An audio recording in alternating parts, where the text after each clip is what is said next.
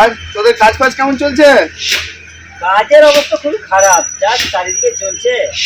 হ্যাঁ রে, এই পরিস্থিতিতে কাজ ফাজ হওয়া মুশকিল, খুবই পরিস্থিতি খারাপ। টান টান টান লেগে যাবে। তবে যাই বলিস, একখান বিড়ি টানলে যা সুখ পাওয়া যায় তা অন্য কিছুতে পাওয়া যায় না। সব তো বিড়িতেই তো আছে রে। কি একদম। আরে তুই বল বল, পড়াশোনা কেমন চলছে? আর পড়াশোনা, রোজ রোজ স্কুল যাওয়া, টিউশন যাওয়া, ভালো লাগছে না দাদা। পড়াশোনাটা কে যে আবিষ্কার করেছিল? একখান বিড়ি মার। না না দাদা, বাপ দেখলে হেভি গেলাবে। আরে কিচ্ছু চালাবে না, আরে বিড়ি খাইলে বিড়ি স্বর্গের সিঁড়ি, খা একটা ধরা সব টেনশন দূর। তারপরে বাপ গেলাবে তো অনেক। সেই টেনশন মুক্ত হয়ে যাবি একদম। না না, একখান মার।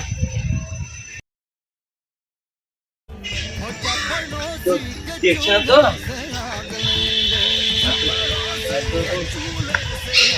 ভাগ্যিস কালকে বাপের বিড়িটা চুরি করে নিয়ে এসেছি, নাহলে খেতে পেতাম না।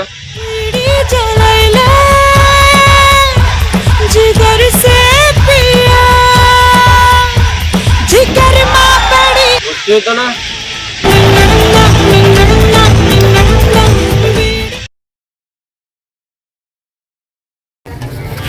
দাদা দাদা, একটা বিড়ি দাও।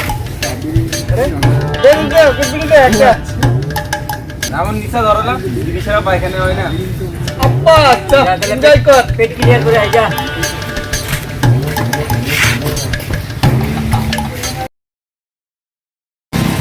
এই অবস্থায় বাড়ি যাওয়া যাবে না, বীজ গন্ধ পেলে বাপ অনেক খেলাবে। বাবা এলে কিনে খাই না, তাহলে গন্ধটা পালাবে। বাবা এলে গেছে, বাবা এলে। এখনকার সব ছেলেরাই বিড়িখোর।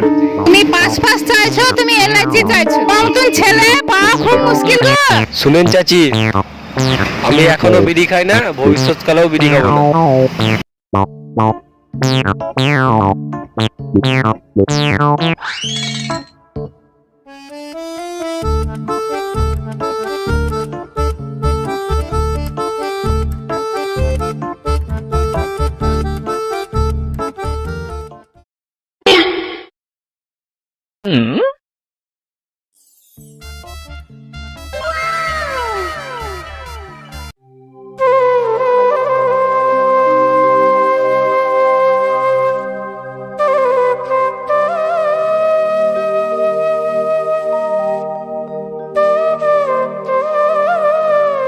আরে হোসেন ভাই, তোমার ছেলে এখন পড়াশোনা কেমন করছে?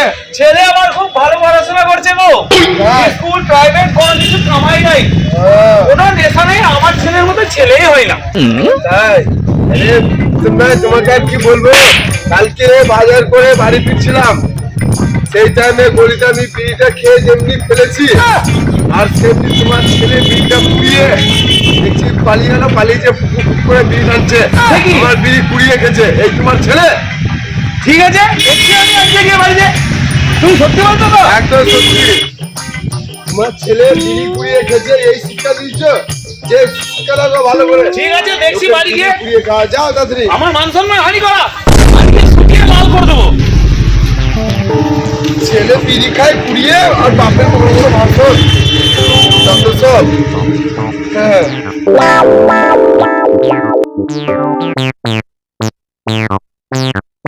কাকা এক প্যাকেট বিড়ি দাও তো।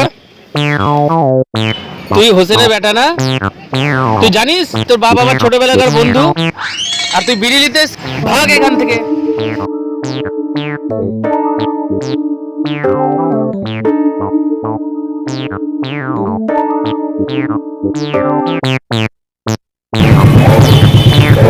আসি একবার সিগারেট দেখি দিচ্ছি।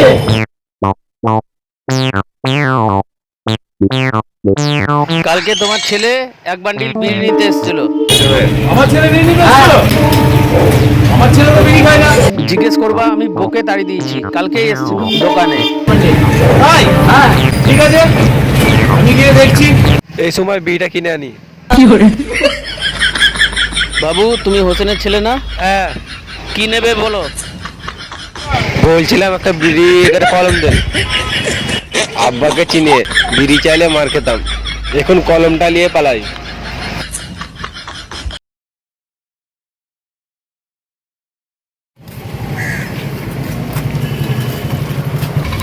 আমার আব্বা গেছি না, না তো বাবা চিংড়াতে হবে না, আমার গেছি না ওকে চিংড়া তো, তাহলে এক প্যাকেট বিড়ি দাও। বিড়ি দিতে হবে, তোরা কৈফত দিতে হবে, তোর আব্বাকে বাবাকে চিনা দরকার বিড়ি চলে যাবি, এক প্যাকেট বিড়ি দাও। বাপকে চিনলে আর বিড়ি নিতাম, তুমি কি বুঝবা?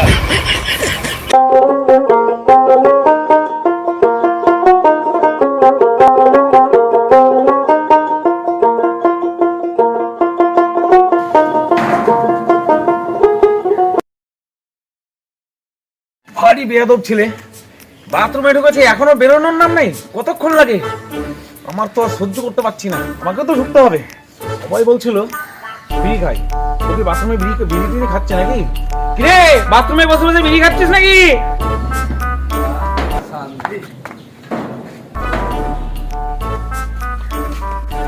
এই দাঁড়া দাঁড়া, এদিকে আয়, মুখটা শুনিয়ে দেখি। কি করে বিড়ির গন্ধ তো পাওয়া যাচ্ছে না।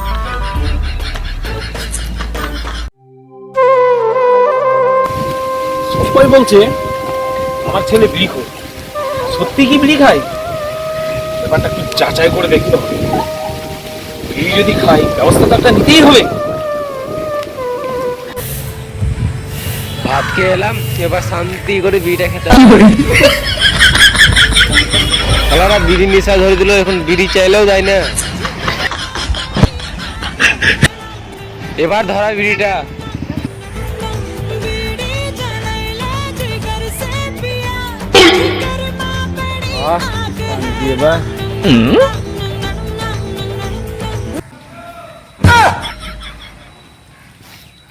আজকে পেন নেই, কালকে খাতা লাগবে, তারপরে টিউশনের ফিস, পয়সাও কি দিয়েই যাচ্ছি। এই জন্যই ও বিড়ি খাচ্ছে, এই কারণেই ওর পয়সার চাহিদা বেড়ে গেছে না, দেখাচ্ছি।